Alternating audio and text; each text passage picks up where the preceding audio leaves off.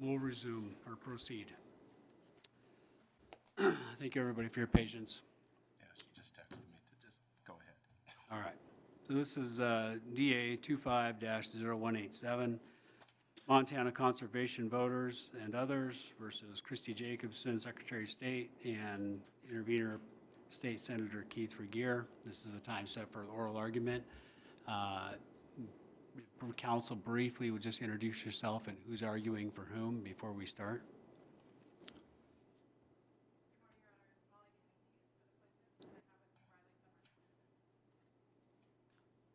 Good morning, Mr. Chief Justice, members of the court, Christian Corrigan for State Senator Keith REGIER. Good morning, Your Honor, Michael Russell on behalf of Appellee, Secretary of State. And are you going to reserve any time at the end? Yes, Your Honor, I'd like to reserve 10 minutes. All right. All right. You may proceed.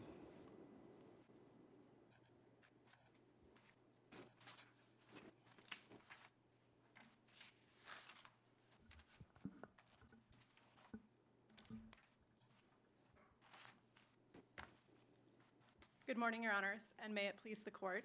Molly Danahy from Montana Conservation Voters and the 8 individual plaintiffs in this case. The Montana Constitution prohibits the state from discriminating against its citizens' exercise of their political and civil rights on the basis of political ideology. No political or civil right is more fundamental than the right to suffrage, because it is preservative of all other civil and political rights. To protect Montanans' right to vote, the delegates to the 1972 Constitutional Convention ensured that there would be no undue influence by elected partisan officials by stripping the legislature of power over redistricting and assigning that authority to an independent commission. Senate Bill 109, which is the legislature's redraw of the Montana Public Service Commission districts, shows why the delegates were so right to be concerned about political bias in redistricting. First, I plan to address how Senate Bill 109 violates the right to suffrage. Next, I will address plaintiffs' partisan gerrymandering claim. And finally, I will touch on issues of privilege and justiciability. The most straightforward way for this court to resolve this case is on plaintiffs' right to suffrage claim. And that's for 2 reasons. First, the right to suffrage claim does not require the court to delve into issues of legislative intent or legislative privilege. And second, because the Secretary has conceded the right to suffrage claim in essentially all material aspects. She concedes that there is no intent requirement for a right to suffrage claim, and thus that the district court erred in requiring that showing for plaintiffs' right to suffrage to establish the right to suffrage violation. Where is that concession shown? Yes, Your Honor. There's no argument by the state that a intent requirement is required for a right to suffrage claim in their briefing. They just don't address the issue, and therefore I believe that they have conceded it. Second, this court's precedents are clear that a right to suffrage claim can be established through a showing of disparate impact, including in the Montana Democratic Voters case. And so I think there is no real argument there, and the Secretary certainly hasn't made one. Second, she acknowledges that vote dilution violates the right to suffrage. She had no expert rebuttal evidence below and does not dispute in this appeal that SB 109 has a dilutive effect on non-Republican voters in Montana. And she does not appeal the district court's decision that if SB 109 violates a fundamental right, it does not survive strict scrutiny, and she does not contest that ruling here. This is a simple claim. Effects-based racial and political vote dilution are both cognizable, and the vote dilution is not limited to the malapportionment context, as the Secretary argues. This isn't a case about a requirement to guarantee representation for one party over the other on the Public Service Commission. What it is a claim that the current map constitutes an extreme, durable, and systematically discriminatory, has extreme, durable, and systematically discriminatory effect on non-Republican voters by denying that substantial minority any opportunity to elect candidates to the PSC. The evidence of that vote dilution, again, is uncontested. There is a substantial minority of Montana voters who typically vote for non-Republican candidates.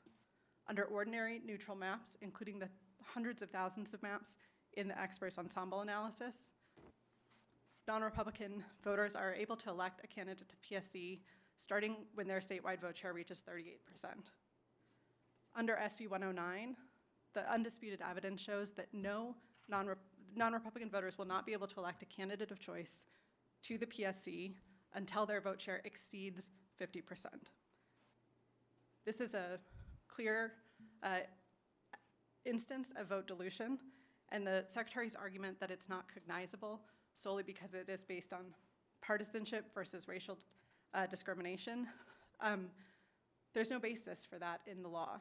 The Montana Constitution expressly prohibits discrimination on the basis of political ideas, including with respect to the right to suffrage. And that was what makes it different from other courts, including the US Supreme Court, that have found these types of claims not to be cognizable. So when have we previously held that, exactly what you're saying, that clause in the Constitution prohibits partisanship in redistricting? Your Honor, I'm not aware of a case that this court has addressed the question, but I think the text of the clause is clear. It prohibits state discrimination in the exercise of political and civil rights. And there's no doubt that under decades of federal history, effects-based vote dilution is an infringement on the right to vote. But you're looking at that framework on racial discrimination and now asking to apply it to political discrimination. Yes. And it's a new holding you're asking from us. So that's a bit of a leap. Yes, Your Honor, we are asking that, and I don't believe it is a leap because of the textual protections of the right to be free from political discrimination in the Montana Constitution. Because the delegates to the 1972 Constitution and the people who ratified that Constitution chose to expressly protect that right from state interference specifically, it necessarily commits that question to this court's adjudication. And so, therefore, you have an obligation to adjudicate instances where the state is engaged in political discrimination, whether that's based on effect or based on intent. So it seems to me your argument about the structural restraints, right? The legislature can't redistrict itself. It has a separate commission. That argument tends to, in my mind, convince me that that's how the legislature or the delegates intended to address that issue, not by writing in a separate codification under the catch-all anti-discrimination clause. What's your thoughts on that? Well, Your Honor, I think the problem there is that the PSC redistricting falls into essentially a loophole. And so the protection against political discrimination has to extend to all forms of political discrimination by the state. Because the PSC was not elected by districts in 1972, there was no reason for the delegates to include that districting in the delegation of authority to the independent commission. And so there was no opportunity for them to address this specific thing. What they did do is include a catch-all overarching provision in the Montana Constitution that prohibits the state from discriminating on the basis of political ideas, specifically in the exercise of civil and political rights. But you're not alleging that the legislature can't redistrict the PSC. You're not saying that's unconstitutional. I don't think that's at issue here, Your Honor. Right. I'm not prepared to say one way or another. No, I know. When the case law is clear, though, that when the legislature exercises its power over elections, when it affirmatively extends the right to vote to Montanans, it must do so on an equal basis for all Montanans. And what that means is that it cannot, in its electoral regulation of elections or in its redistricting, to the extent it has that authority, discriminate on the basis of political ideas. So if we accept your argument, is the legislative map vulnerable to attack then? That's my next logical question. No, Your Honor, I don't believe it is, and there's several reasons for that. One, the legislative map was adopted by an independent commission, and so it faces separate procedural safeguards against the type of partisan bias that is at issue here. And second, to my knowledge, there's been absolutely no analysis to demonstrate that there's any dilutive effect with the state legislative map. You've never heard of the Muskrat District? I mean, the maps in the past, you've never heard that that's the allegation, that they've been finely tuned specifically for partisan gerrymandering purposes? Your Honor, I know that that was an allegation by the majority during the legislative process. I'm not aware of any mathematical analysis or any expert analysis that bears that out. And secondly, I think the thing that we need to focus on here is the extreme nature of the dilutive effect in this map. And what this map does is not tinker on the edges with 1 or 2 districts in a 150 seat legislature, or 100 seat House, or 50 seat Senate. What it does is ensure that even when statewide vote share for non-Republican candidates exceeds 45%, 48%, they will not elect a candidate to the PSC because of the way these lines are drawn. And what that shows is that this isn't simply incidental vote dilution. It is extreme, it is durable, it is systematic, and it reliably ensures that only Republicans will be elected to the Public Service Commission. We think that is a manageable standard, that when you have a substantial minority, either based on race or political ideology, 2 characteristics protected by the Montana Constitution, and you systematically deny that minority any opportunity to have representation unless their statewide vote share exceeds 50%, then you have unlawful and unconstitutional vote dilution. And I guess I'm going to be done here because I'm sure other people have questions, but my concern is you're inviting us to now be the referee in every redistricting issue and saying this favors Democrats too much, this favors Republicans too much. And I mean, it seems to me every redistricting plan has some level of partisanship in it. It's like that line from Casablanca, I'm shocked, right? Shocked to find it. Like, I don't know why we're shocked. It's more a matter of the structural safeguards that they put in 72. That's what I'm looking at, and so I agree with you. It's weird that PSC is just districted now when it wasn't then, but I'm concerned that that would take us down a road of inherent political, leveling the teeter-totter that is not this court's job. That's my biggest concern, so. I understand, Your Honor, and I think that concern, I understand that concern, but I don't think that it is reflected in how things will work going forward here, because other redistricting occurs through an independent commission process. There are procedural safeguards. What we're asking for is not that you require legislators to consider partisanship, nor that you prohibit them from doing so. We're just saying when you look at a map that is this extreme, that reliably ensures only one party will be represented in a statewide body, that rises to the level of unconstitutional vote dilution. That is an easy test. It is easy for the legislature to apply in this context where it exercises redistricting authority, because the evidence shows that 99% of the time, if you draw a PSC map, you're not going to stumble into these effects. You're not going to end up accidentally engaging in vote dilution. And so I think there is no real concern based on the different types of procedures that are set forth for state legislative redistricting and the particularly extreme nature of this map, the fact that it denies representation to all but one party, that creates the issue there. And I think that's not something that's necessarily even possible in state legislative redistricting. And so I would urge the court to reverse the district court's ruling on the right to suffrage claim and enter remand for judgment and further proceedings.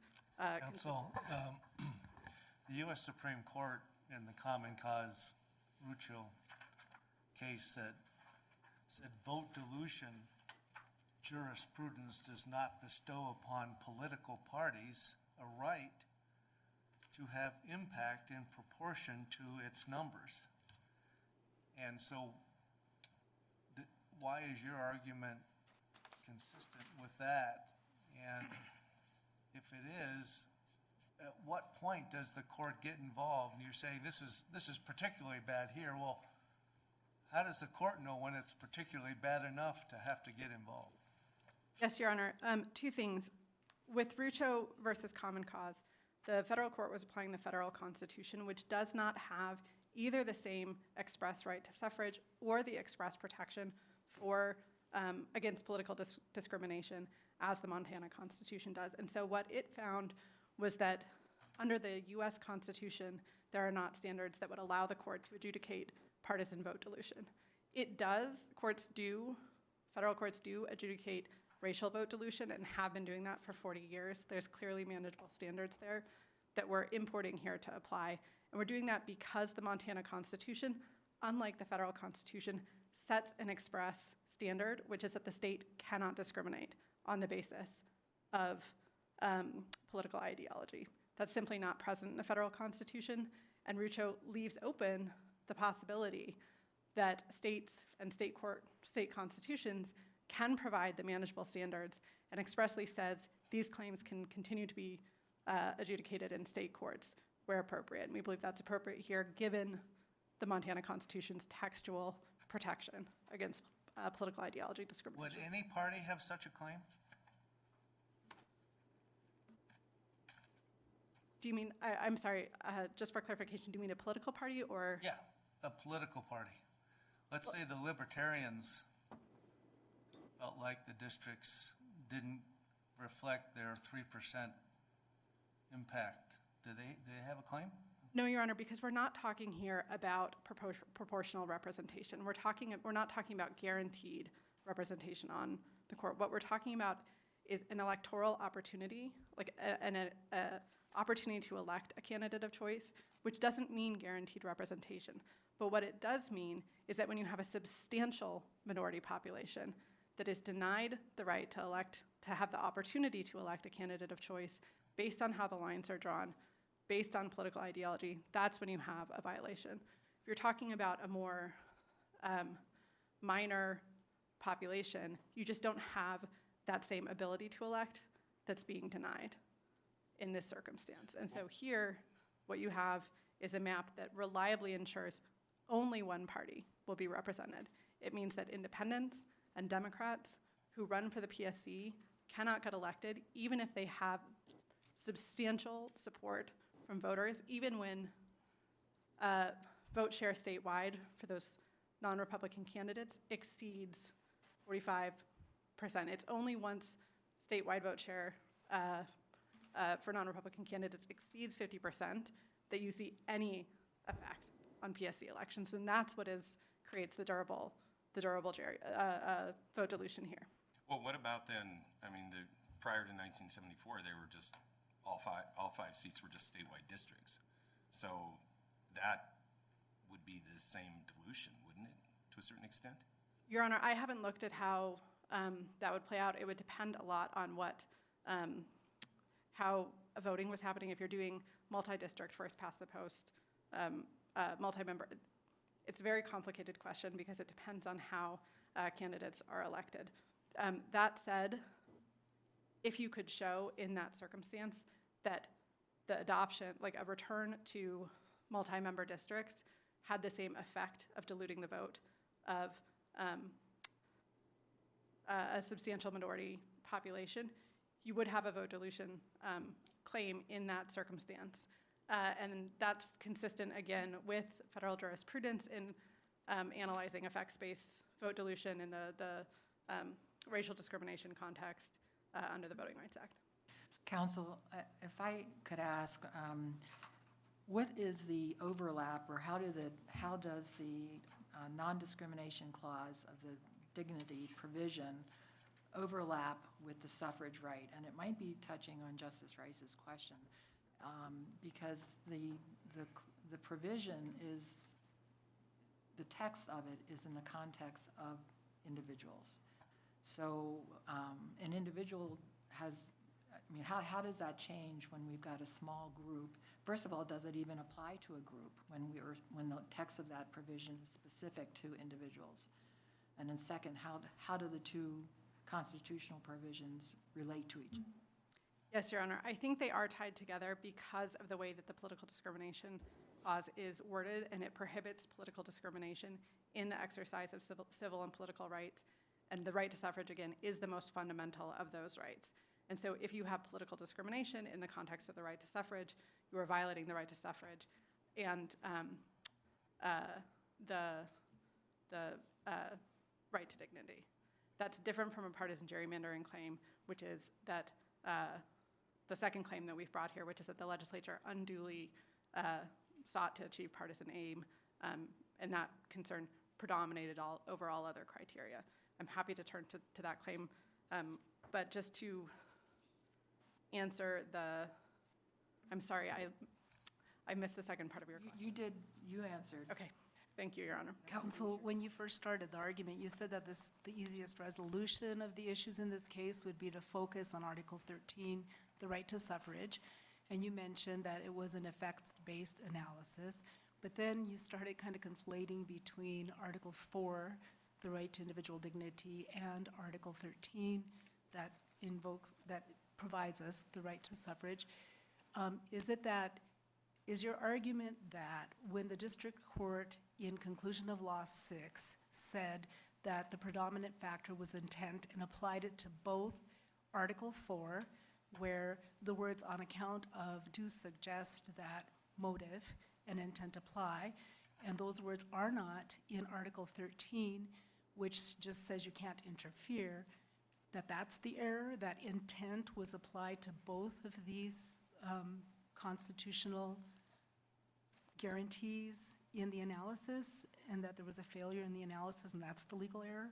Yes, Your Honor, that is our argument, that is the legal error, that by requiring a showing of intent or predominance in the right to suffrage context, the district court erred under this court's precedents, which show that that plaintiffs to establish a right to vote claim must just identify an interference with all Montanans' right to vote generally, or a specific subsection. The specific subsection we're talking about here is non-Republican voters. And it does intersect with that prohibition on political discrimination because it shows that that is a cognizable thing to look at under the right to suffrage analysis.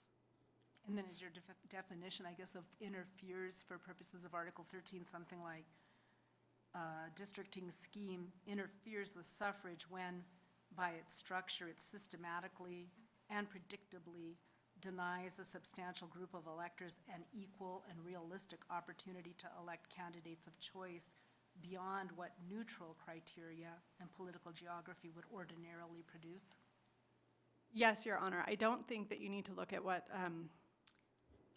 neutral criteria or political geography would ordinarily produce. But what we do need to say is that there is a substantial minority that under neutral district lines, so maybe that is in fact the same thing, would be able to elect a candidate of their choice.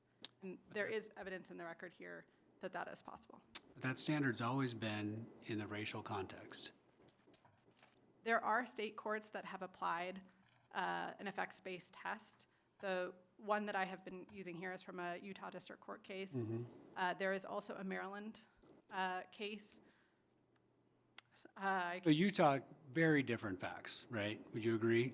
Very different facts. And they're basing it on the free elections clause in their constitution, not the equal protection clause, which you're citing here. So two things. I think the facts of the Utah case are very similar to the facts in this case when you're looking at the makeup of the map being challenged. What is different there is the procedural posture. On the second issue, the free elections clause is less protective than the express right to suffrage here, which is that the state shall not interfere, or no power shall interfere with the right to suffrage.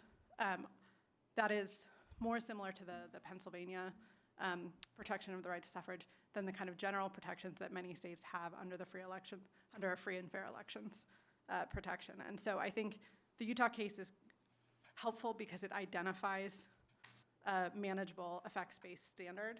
And you can also look, I believe it's Zeliga versus Limon. It's a case out of Maryland where the court found both partisan gerrymandering under a predominance test and also found equal protection and a right to speech violation based on the effect that the map had on Republican voters in Maryland, the discriminatory effect the map had on Republican voters in Maryland. So I think there are other states that have applied these tests in the partisan context. The state of Alaska has also recognized that intent is not a necessary element under its Equal Protection Clause analysis, but it did decide the INRI 2021 redistricting case on an intent basis because it found if you show intent, you don't need to go further and do the full equal protection analysis there. I do see that I'm running short on time. I'd like to briefly touch on our partisan gerrymandering claim. The district court made 3 substantial errors in the partisan gerrymandering analysis. First, it misapplied the law by accepting as the predominant purpose of the map the goal of equalizing population. That's a clear error of law. Under Alabama Legislative Black Caucus, when you're conducting a predominance test, you can't look at equalizing population as the predominant purpose because that is the baseline criteria under the 14th Amendment. And so the district court, by accepting that and not looking beyond at how voters were distributed into equally populated districts, committed an error of law. Second, the great weight of the evidence in this case contradicts the district court's ruling. The district court disregarded direct evidence from the legislative record that partisanship was a overriding concern, including inconsistencies in statements by Senator REGIER, the information that was available to the legislature, including the partisan makeup of the various maps, and most importantly, he failed to find that plaintiffs overcame the presumption of good faith by producing alternative maps that the legislature rejected based on the district court's finding entirely on partisan basis, but that would have achieved its stated neutral goals better and more effectively than SB 109. We also think the unrebutted expert testimony was not given sufficient weight because of that failure to find that the district court, or that the plaintiffs didn't overcome the presumption of good faith. And then finally, we would argue that the presumption of good faith is not appropriate in this context where the legislature has been expressly removed from the redistricting context in most cases, and where regardless is engaged in an activity that implicates the right to vote. And this court has always, has since MDP at least, scrutinized those types of regulations more closely because of the Constitution's limits on the legislature's power there. I believe I will leave privilege and justiciability to the extent we haven't discussed it already to rebuttal. Town Council, could I ask you, the Maryland case you cited, is that Lamone? Yes, Okay, so that's just a trial court decision? it is, Your Honor. Thank you.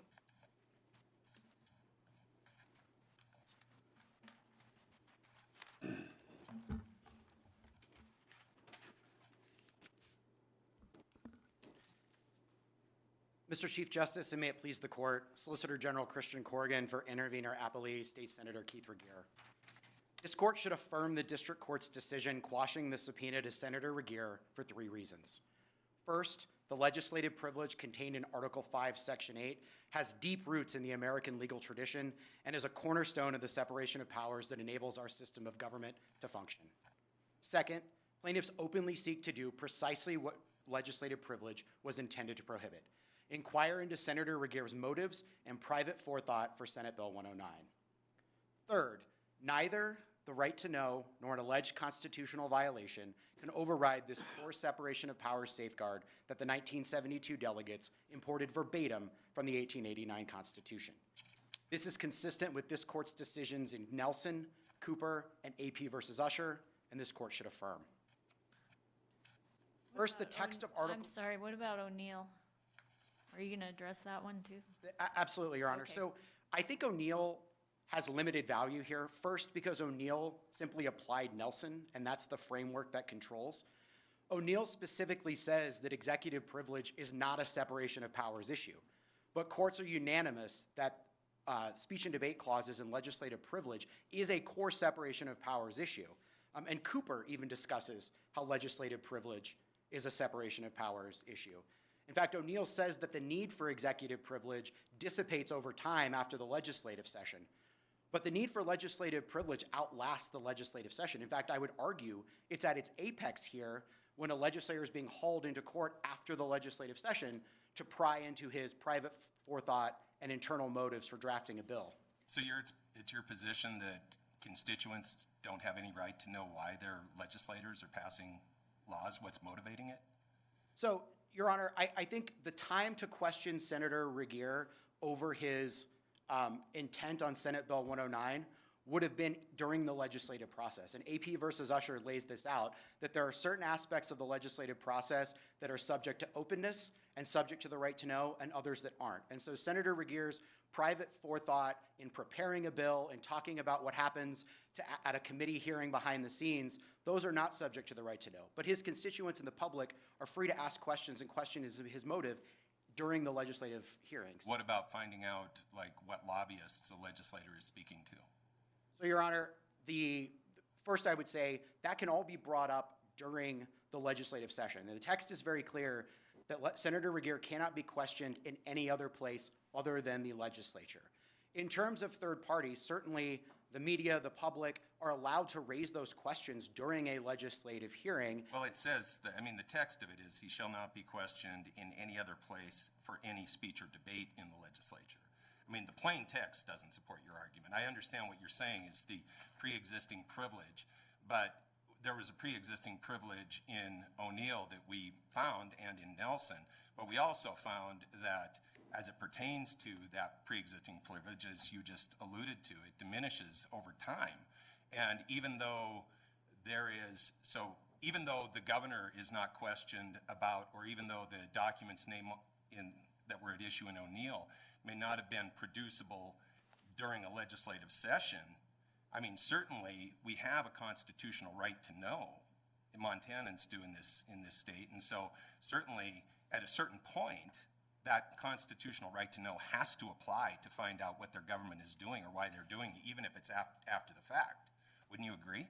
I respectfully disagree. The legislative privilege, when it applies, is absolute, and it applies to Senator Regier's legislative acts.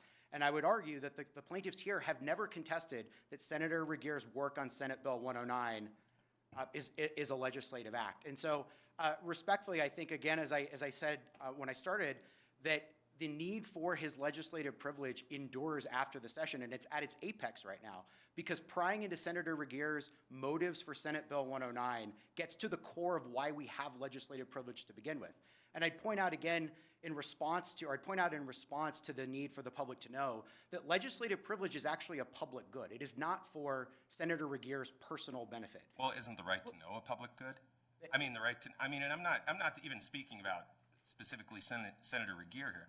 I mean, just writ large. I mean, what you're suggesting is that constituents don't have the right to know who their representative is talking to in terms of forming legislation. That's like saying that judicial privilege should extend to ex parte communications, because as long as they're talking about our case, that we shouldn't be allowed to say. I mean, or we're going to redact the names of attorneys who appear before us. I mean, certainly the right to know has to apply to conversations, and particularly when you're talking about outside of the legislative branch. I mean, every privilege that I can think of, including, attorney-client privilege, is waived when you bring in a third party or when you talk to a third party.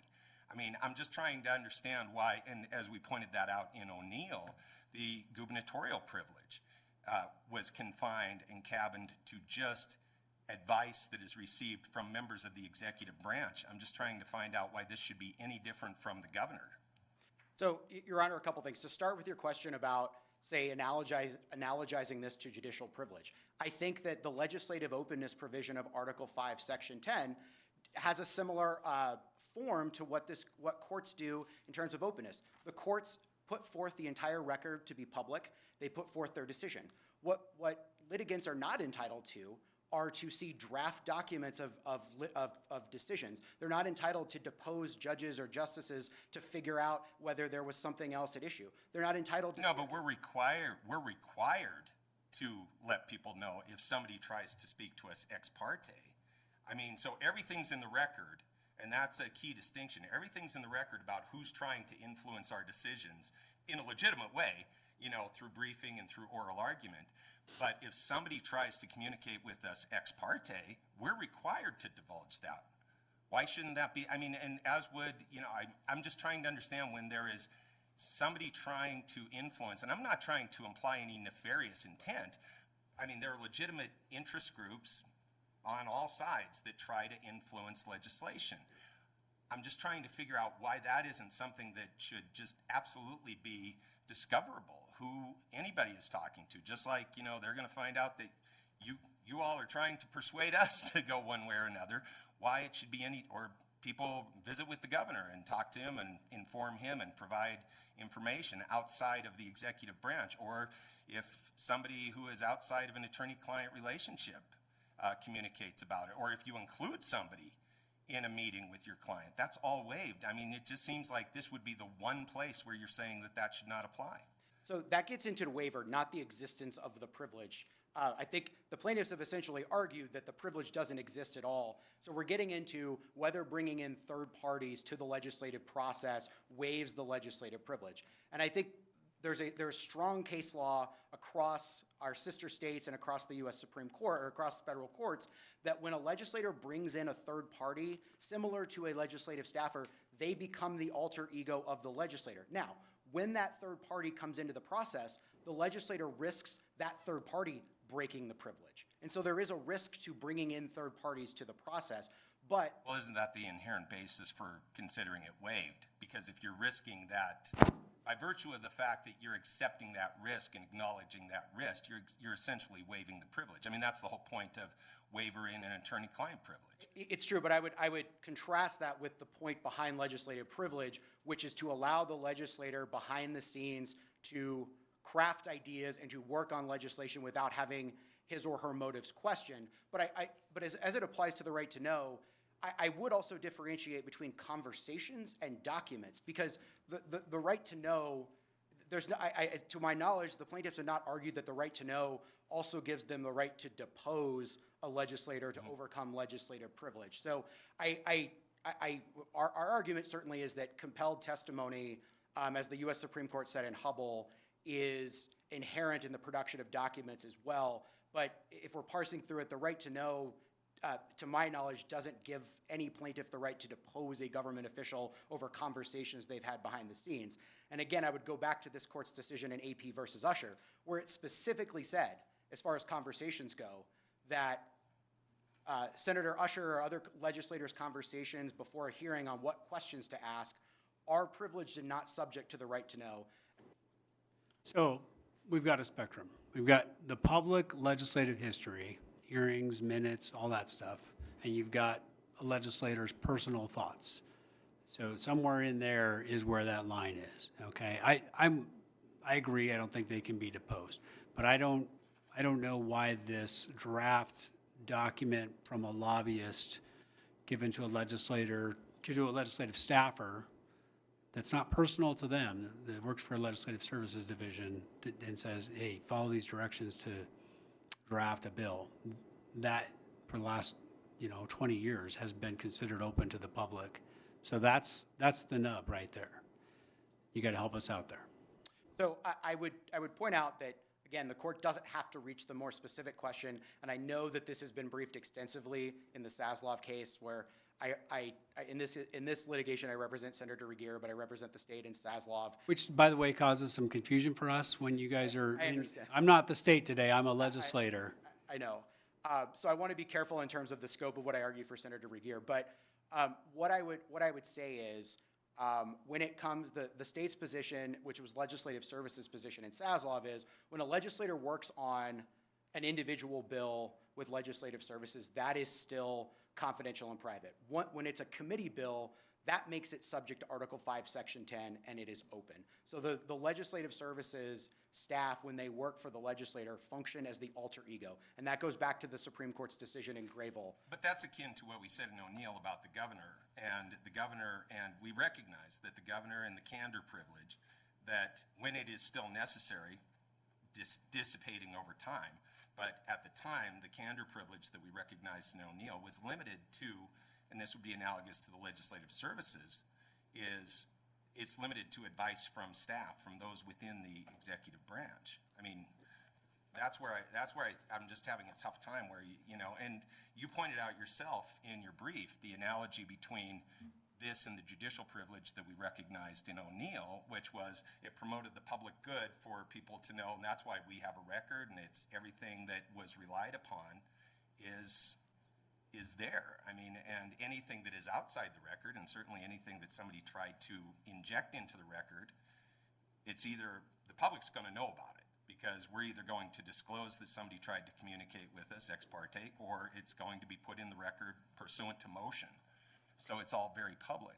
In tandem with what you just said, I just want to know, were you arguing that the only arena in which a citizen could question a member of the legislature about a bill that's being advanced is at the public hearing? And if that's the case, if there was a member of the legislature who was accepting bribes to enact certain legislation and, promises of contract, whatever, are you saying that the only way the citizens could ask about that is at the legislative hearing and say, are you accepting bribes, and then rely on the legislature, let the member of the legislature who's not under oath or anything at a public hearing on bills to answer that question truthfully, and that's the way we're supposed to find out whether our members of the legislature are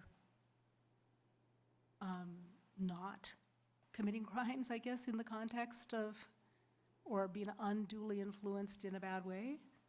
Well, Your Honor, so citizens, of course, are free, and the media, of course, are free to ask them questions, but in terms of the judicial branch or the executive branch bringing a corruption prosecution, the Supreme Court in Johnson and Brewster addresses that, which is that legislators can be held liable for violations of public corruption statutes. So, for example, United States v. Johnson didn't say that the legislator was immune from the conspiracy charge. It simply said evidence of the legislative act could not be introduced against that congressman and remanded back. So no, they're not immune from generic public corruption statutes. It's just that for their legislative acts, and that's why the threshold test is so important, and where all of the case law develops is the legislators in question's act a legislative act? And that's where all of the debate happens. And again, I'd go back to this, is that there's no dispute that Senator Regier's work on Senate Bill 109 is a legislative act. So, But isn't a lot of the law that developed about what constitutes a legislative act developed in places where, well, on the federal level, for example, a United States Constitution that does not include a specific right to know, that does not include a specific right to participate in government, that does not include many of the things that would definitely color the analysis of the way that area of law develops. And the same for sister states that may have addressed this. They don't have the same kinds of constitutional provisions that we do. So Nelson is very clear that the right to know doesn't abrogate privileges protected by common law or statute. And here I can do one better, that we have a privilege that is protected by the plain text of the Constitution and common law going back 600 years in England and, of course, incorporated in our young nation, as well as reading the Supreme Court's case law going back to Fletcher versus Peck that warns against inquiring and impeaching the motives of legislators for engaging in legislative acts. It's fairly clear. So I'd argue the right to know doesn't even apply here. Are you planning to hand off or keep going? No, I'll end right now if the court doesn't have any more questions.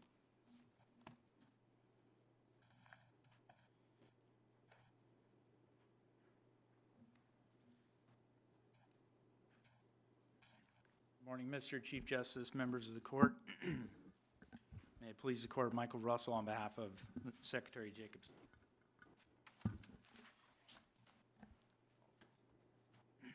This court should decline appellant's invitation to embroil itself in a nakedly partisan dispute by exercising its discretion under the prudential standing political question doctrine. To do otherwise would take the unprecedented step of injecting this court, a nonpartisan entity, into a quintessentially partisan and political process lacking judicially manageable standards, as explained in briefing. If the court disagrees like the district court did and finds matter justiciable, it should nonetheless affirm on the merits. Appellants' arguments for reversal on the merits essentially boil down to a request that this court relieve them of their failure to prove their claims. This would be in spite of the district court's well-reasoned, detailed, comprehensive findings of fact and conclusions of law, which properly considered and weighed the evidence with the eminently capable assistance of the advisory jury.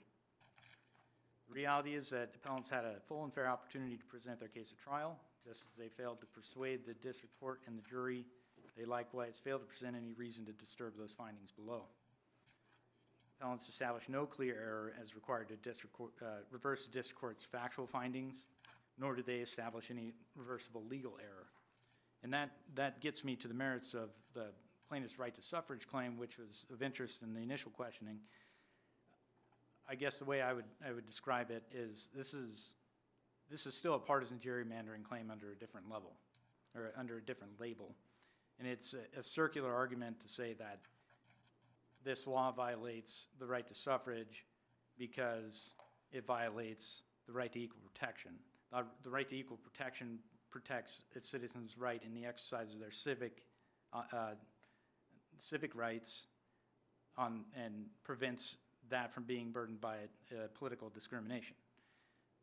At its heart, this is an equal protection claim, however you label it. And the district court correctly noted that under plaintiff's conception of the right to suffrage claim, without an intent element that would run directly into the problem that the court in Rutro wrestled with, which was how much is too much. Plaintiffs conceded that there is apparently some level of partisan gerrymandering that is acceptable. So that gets to how do we determine whether it reaches a constitutional or unconstitutional level. That overlaps with the judicially manageable standards, et cetera, but on the merits, it makes sense that you have to analyze that claim under the same legal framework. So I'm sorry to interrupt, but could we parse this argument just a little bit more that you're making? I'm interested about, so I just want to take it apart a little, because the plaintiffs argue that there's no requirement of a showing of intent to prove the right of suffrage claim.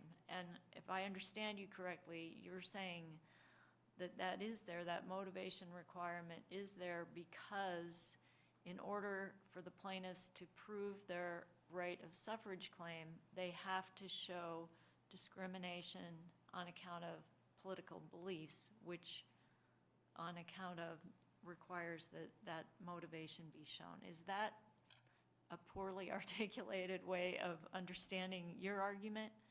I guess I would summarize the argument on the right to suffrage issue as the court acknowledged, or the plaintiffs acknowledged, that this court has never applied the right to suffrage to find that there's a partisan dilution at a constitutional injury under that right, the constitutional dilution. So all the court's jurisprudence that I'm aware of that I was able to find on the right to suffrage dealt with somebody's actual access to polls, the ability to register, same-day voter registration, voter ID, et cetera, or a violation of the one-person, one-vote principle in a malapportionment case.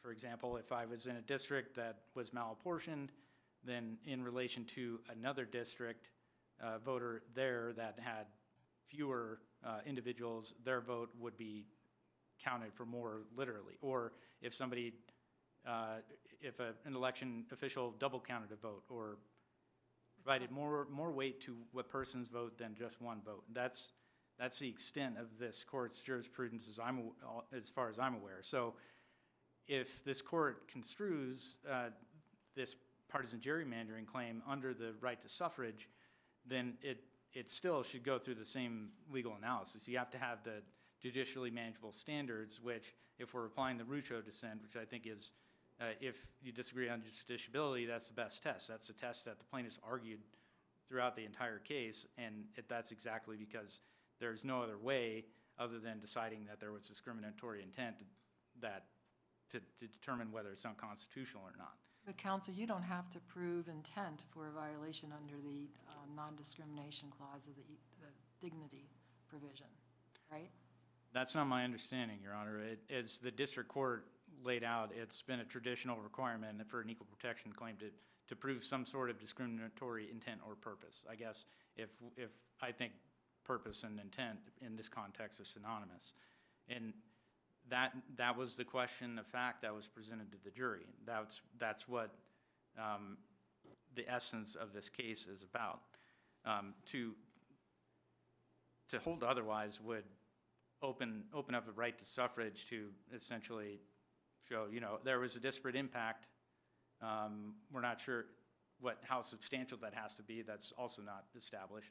But there's a disparate impact from this map, therefore my constitutional rights were injured. And under that framework, it's essentially a shifting of injuries, of constitutional injuries, from one class to another, and that's not workable. I see my time is relatively limited, but I think regardless of the constitutional provision we're talking about here, we're talking about individual rights. To your question earlier, Justice McKinnon, we're not talking about a right to proportionate impact, even though that is kind of implicit in the theory of the partisan gerrymander claim. We're focusing on an individual, and if we're going to adopt the framework used in racial gerrymandering cases, for example, it has to be district by district. The plaintiffs have to prove the intent to discriminate against a plaintiff in a particular district. And that's because the harm is personal to that plaintiff. If somebody was injured similarly in a different district, it wouldn't harm the plaintiff who doesn't reside in that district. How is one to show intent when there's also a ruling within the same order that legislative privilege is absolute and you can't look into motivation? Well, that doesn't foreclose the plaintiff's ability to adduce direct evidence. Like the court in Rucho pointed out, there are some instances where you could have leaked messages, or perhaps the privilege is waived, but they can also prove their claim via circumstantial evidence, which is what they seem to primarily rely on, based on the legislative record as a whole. And the court and the jury weighed that. The jury was appropriately instructed on how to weigh circumstantial evidence, and that was enough to prove the claim, and they found otherwise. And to that intent requirement, well, I guess I should address the point of conceding. I'm not sure the state could concede a point of law in this context. The court reviews this issue as de novo. So I don't know how any given party to litigation could bind the court's interpretation of a constitutional provision. Maybe I'm wrong on that, but that doesn't square in my head. So with regard to the predominant purpose test and the plaintiff's challenge to that, I think that was resolved at trial through the jury instructions and the special verdict form. For the court's reference, for example, it's jury instruction number 12, explained clearly that the legislature always has an obligation to create population equal districts and what the predominant factor is. And the parties' counsel's discussion on that matter, well, I should say, with regard to that instruction and the special verdict form, can be found on pages 93 to 95 of the December 12th transcript. And if I recall correctly, plaintiff's counsel admitted that the special verdict form resolved their concerns based on the Alabama Legislative Black Caucus case. And that's their argument on this point. In any event, it was the plaintiff's burden to show predominant intent. It wasn't the secretary's burden to show that the predominant intent was something else. As far as the presumption of good faith, I think the Supreme Court's opinion in Alexander is particularly instructive, and we pointed that out in the briefing. Isn't that, I mean, I'm not trying to be glib here, but I mean, this kind of goes back to the Chief's reference to Louis and Casablanca, and, I'm shocked to find there's gerrymandering going on here. I mean, I knew that would get him going. yeah. It's a great movie. If you haven't seen it, you need to. But I mean, and I'm just saying, I mean, you look at California, Texas, and all these places. I mean, it's naive to the presumption's kind of naive, isn't it? And just doesn't deal in reality. I'm not saying that the burden's not still on the other side and everything, but I mean, it just seems to me that horse left the barn a long time ago in terms of, you know, a presumption of good faith when you have, and I'm not saying here that it was or it wasn't. I'm just speaking about the presumption writ large when you've got states that are just blatantly saying, because the U.S. Supreme Court has said they can, that, you know, we're going to gerrymander the heck out of these places. And I mean, so to say that we're going to presume otherwise kind of flies in the face of reality, doesn't it? I would disagree with that, Your Honor, respectfully. I think the presumption of good faith in these gerrymandering cases is 100% consistent with this court's repeated acknowledgement of the presumption of constitutionality in constitutional challenges. The plaintiffs can overcome that burden by, you know, by satisfying their burden of proof, which is also what the jury was instructed explicitly. But I think the reasoning in Alexander is still applicable here, particularly when the evidence can plausibly support multiple conclusions. If we're considering what the various factors the legislature may have considered in drawing the map, it should be a pretty high bar, because it's consistent with the principle that it's the duty of the courts to construe statutes in a manner that's unconstitutional, or that avoids unconstitutional interpretation whenever possible. And with the specific elements that the Alexander Court lists, you know, that presumption reflects the judiciary's due respect for coordinated branches of government, which also is true in Montana, are under the same oath of office, literally the exact same oath of office that applies to this member. Every member of this court applies to constitutional officers and legislators. Secondly, when a court finds that discriminatory intent drove a districting decision, it's declaring that the legislature is engaged in offensive and demeaning conduct, and that is not something that not an accusation that should be hurled lightly, as the district court acknowledged appropriately. Well, I want to go back to that, though. Discriminatory based on what? I asked this question to your friend on the other side. We're looking at a bunch of federal case law based on racial discrimination, Voting Rights Act. I don't see how that square peg fits in this round hole of claiming that one party should have a better shot than the other party. That's what the political process is for. So I'm still at that starting point. I need to understand why we should apply the racial discriminatory standards in case law to what is clearly a political criteria. Well, I think that's something, Your Honor, that the district court struggled with, and what we ended up with was kind of an amalgamation of racial gerrymandering jurisprudence, which the district court found sufficiently analogous since it dealt with the fundamental right and it was an equal protection analysis. But I think your question at its core gets to the lack of judicially manageable standards. How do we define these classes, particularly in a state like Montana, when we don't register voters by partisan data? There are any number of factors that could change over time. There could be individual candidate-specific concerns in any given district that may sway voters one way or the other. I would point to some of plaintiffs' own allegations. I think Plaintiff Hogan, who resides in District 3, said that he votes for the individual candidate. He doesn't vote either party. It doesn't matter to him. So it's difficult for, if it's even possible, to conceptualize what the actual injury is. Is that injury contingent on the outcome of a particular election? And it seems like it. I see that my time is over. If I could do a quick conclusion. Any further questions for counsel? Okay, you get about 30 seconds. Go. I would rest on the briefs with regard to the rest of the issues. If this court is inclined to reverse the district court, I don't think it could fashion any reasonable remedy, particularly given the timing of the upcoming election. Districts 1 and 5 are up for election, and the filing deadline is literally 3 weeks from today. So unless the court gets a decision out and then remands to figure out how to draw maps or figure out which map to impose, that's impossible. The best the court could do is issue declaratory relief and ask the court or the legislature to fix it later. I mean, ultimately, the plaintiff's true remedy lies in their preferred candidates having platforms that appeal to the majority of voters is consistent with our democratic process. And this case ultimately came down to appellant's failure of proof, and they have established no valid reason for reversal. For these and all the reasons stated in briefing, we ask that you affirm the district court if you find this matter justiciable.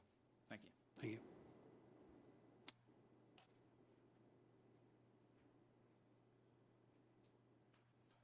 Thank you, Your Honors. I'd like to quickly touch on a couple questions that were raised about the right to suffrage issue, highlight a few things on the partisan gerrymandering claim.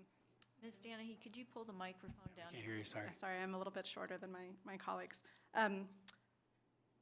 So I think it's very important to remember here that the right to suffrage claim is simple because the only question is whether there is vote dilution, and the uncontested evidence here shows that there is, and that it affects a protected class. And so there is an intersection here between the right to suffrage and the right to dignity, because this court has held that a disparate impact on a protected class, for example, an MDP, the impact of eliminating Election Day registration on Native American voters, constitutes an impermissible interference. And so that's what we have here. We have an impermissible interference based on disparate impact to a substantial minority based on a protected characteristic. So the protected class is the Montana Democratic Party.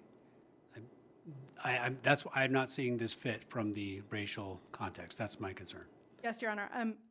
So I think the fit from the racial context to the political context in this case is about what protected characteristics are expressly protected in the Constitution that then requires this court to find standards that will address discrimination in those circumstances. Those protections don't exist expressly in the right to suffrage, and the right to be free from political ideas don't exist in the federal context. And so the federal courts have held, and I think this is important, that even though partisan gerrymandering is clearly unconstitutional, it is not justiciable. And so I don't think there's any question here that we've conceded that there is some level that is constitutional. What we're saying is that this court can adopt a manageable standard for effects-based vote dilution that looks at the extreme, durable, and reliable disparate impact on a substantial minority population. But isn't there, I mean, just the legislative districts that are drawn according to Article 5, Section 14, the criteria is basically geographical. And there certainly is there's going to be some districts that just by drawing the lines geographically and making the districts compact and contiguous, the effect is going to be the dilution of certain voting blocks. And I mean, so if we're looking at it, and I understand that's just applying Article 5, Section 14 only applies to the legislative districts, but if we were to import that criteria as a constitutional benchmark to these districts, then geographically, the districts that ultimately came out were probably more geographically compact and contiguous than the judge's plan that was arrived by the federal courts. Wouldn't you agree? Your Honor, I can double check on that compactness number. But the issue here is that the undisputed evidence in this case shows that following those traditional criteria used by Montana, whether you follow the ones that are typically applied to state legislative districts, or you follow the criteria that the legislature asserted that it relied on in creating SB 109, in which it expressly disregarded several of those traditional criteria. Either way, it's nearly impossible to arrive at this map at a map that has these partisan characteristics. The undisputed evidence from the expert is that when she runs 500,000 simulations, including 100,000 maps that use state legislative districts as the basis for the PSC maps, you do not see this kind of partisan effect you only see this kind of partisan effect in less than 1%. No, and I get what you're saying, but that goes to whether there was circumstantial evidence to support intent. I mean, what I'm saying is you're saying that intent should not be a criteria, that it could be a disparate impact. Your Honor. And what I'm saying is, no. I'm so sorry. Please I'm continue. used to it. Yeah.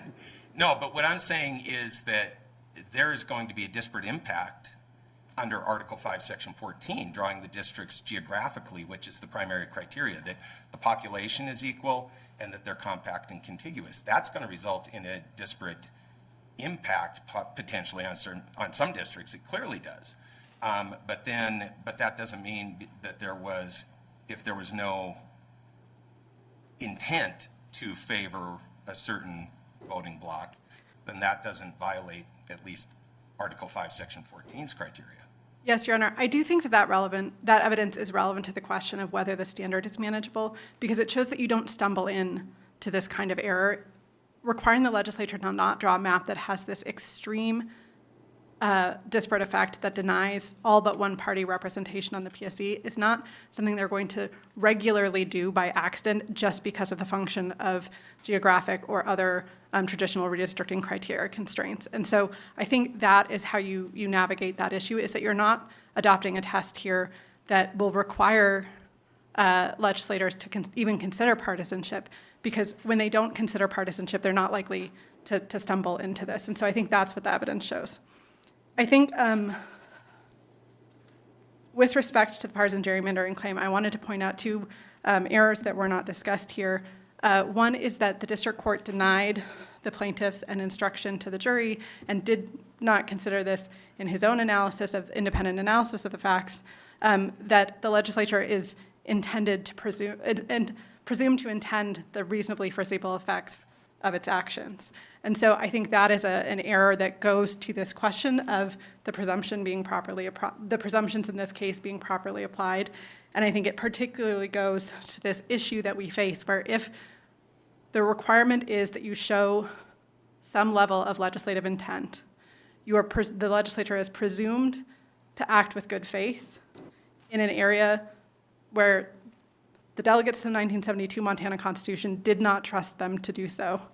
And you have a legislative privilege, and then you are denied even the ordinary privilege under Montana Code that a person intends the consequences of their actions, or under Massachusetts, Personnel Administrator of Massachusetts versus Feeney, which is the instruction we requested that was denied, then you essentially place plaintiffs in an impossible situation. You've created an unrebuttable presumption that the legislature's redistricting is constitutional.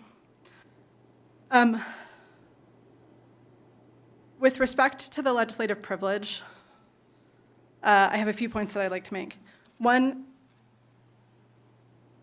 Senator REGIER asked this court to essentially find that the delegates to the 1972 Constitution, in passing the right to know and expressly targeting the legislature and demanding that the legislature's deliberations and proceedings and documents be open to the people, somehow also carved that political branch entirely out of the ambit of the right to know because of a modern interpretation of federal speech and debate provisions, under which the federal court has held that that provision must be interpreted broadly. Now, this court in Nelson held that government privileges must be interpreted narrowly, and that is an important distinction between the federal case law and this court's case law in interpreting the similar speech and debate provisions.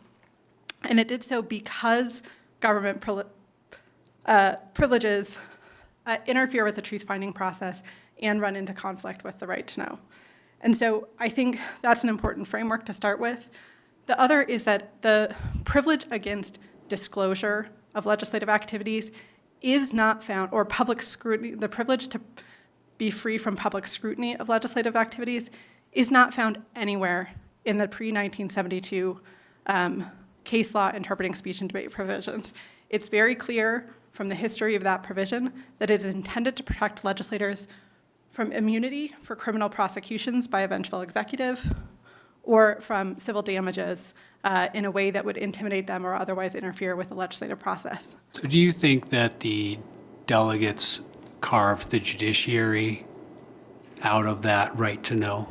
I do, because they expressly said that they were protecting that judicial privilege, and because of the same reasons that I think Justice Shea was discussing with my colleague, which is that the judiciary's deliberations, the things that it relies on, the record, the paper record that it uses to make its decisions is all disclosed. And as Justice Shea pointed out, the communications with all of the communications with the lawyers, with the parties are also disclosed. Right. So I asked the other side, they didn't quite get the answer, but we have a public legislative history, right? Meeting minutes, all the committees, executive actions open to the public, et cetera, amendments. Is that sufficient? Where's the line from not putting someone, giving them truth serum and making them compelled to tell what's going on inside their own brain versus the public record? There's a line somewhere of where that privilege may or may not. And maybe in your answer, you could address the AP versus Usher case, Yeah. which I think ties into that question also. Yes, Your Honor. So I think the line is certainly clear that we cannot compel legislators to take It would be truth fun, serum. but I do think that the right to know makes clear that the legislators' documents are subject to public scrutiny, and that this court's jurisprudence in the government privilege context, including in O'Neill, looks to whether the privilege is fundamental to fundamental to government. And I think it is clear from the history and text of the speech and debate clauses that protections against civil and criminal liability are necessary to the functioning of government. But there is no historical context for this idea that being subject to public scrutiny, including through the judicial process when a legislator is not subject to liability, is protected under that clause. That interpretation only arises after the 1972 Constitution and the right to know, importantly, have been implicated. Because this court has directed that those privileges be construed narrowly, the most appropriate way, even in the context of compelled testimony where there is no liability at stake for the legislator, is to apply ordinary protections against harassment or intimidation through the civil discovery process.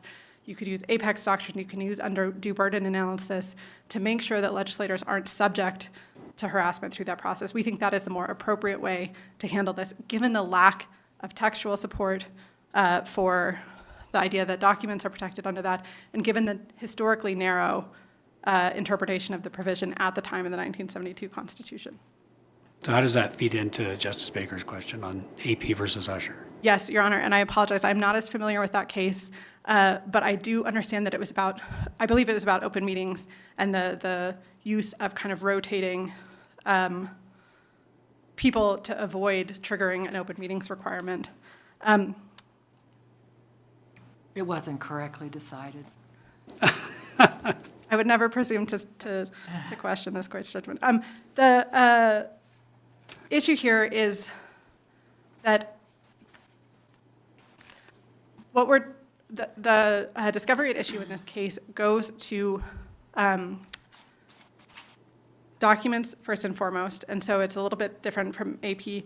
And also it goes to kind of this balance between the presumptions and burdens that are imposed on litigants in this context. And I think, again, in a context where you are applying a presumption of good faith and you are applying a presumption of legislative privilege simultaneously, but requiring the plaintiff to show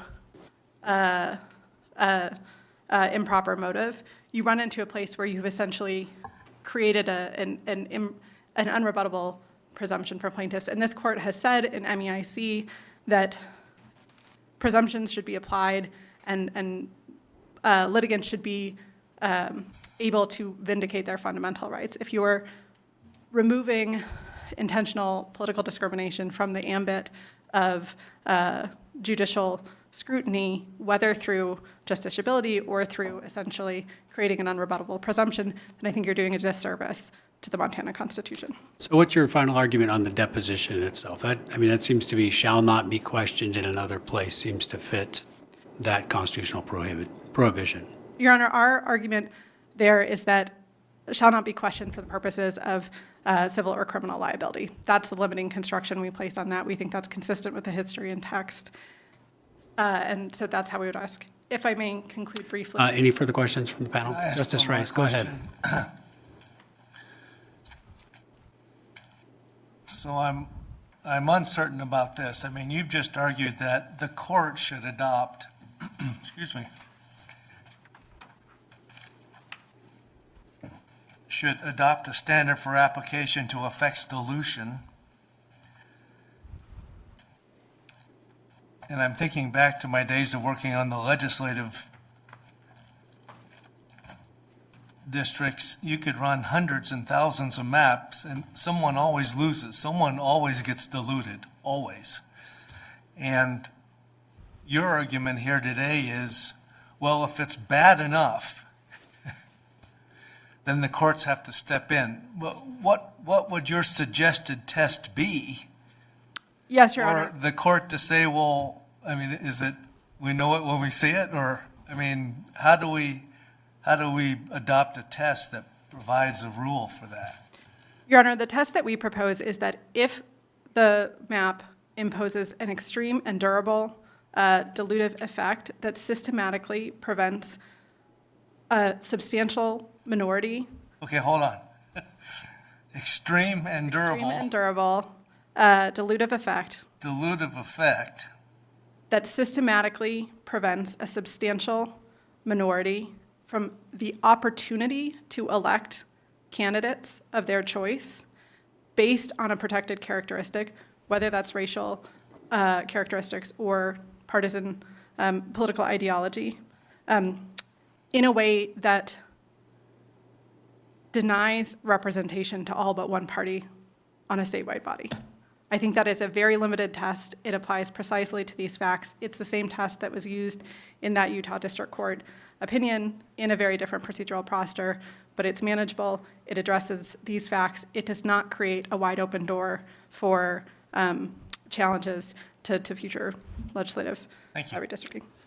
So are we interfering in the political process if we do that? I mean, political parties that get their butts kicked, they figure out how to do a better job and convince the voters to win back. I mean, if we're the playground referee, that you get to win this game this time because they won last time, aren't we basically weakening the process in addition to interfering? 2 points on that, Your Honor, in conclusion. One is that the problem with this map is that even when the one party improves or one set of voters overwhelmingly support other candidates, the map is what prevents those candidates from being elected, not the level of support that they enjoy. And so that's the issue. And then Your Honor asked why we should apply these racial vote dilution standards to political criteria.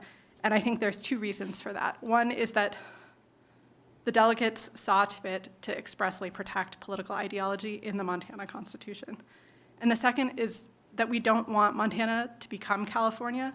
We don't want Montana legislators to be able to openly assert that they are doing things for partisan reasons to discriminate against their political opponents, including in redistricting, without providing some sort of judicial recourse for that. And if the court finds that this question is not justiciable, that is the direction that we're headed in. Okay. Yeah, you can summarize if you want to for a minute. Any questions? Anyone? Yeah, if you want to summarize for a minute. That was my summary, so Okay. thank you. That's good. Okay, well, thank you, counsel. The question is submitted.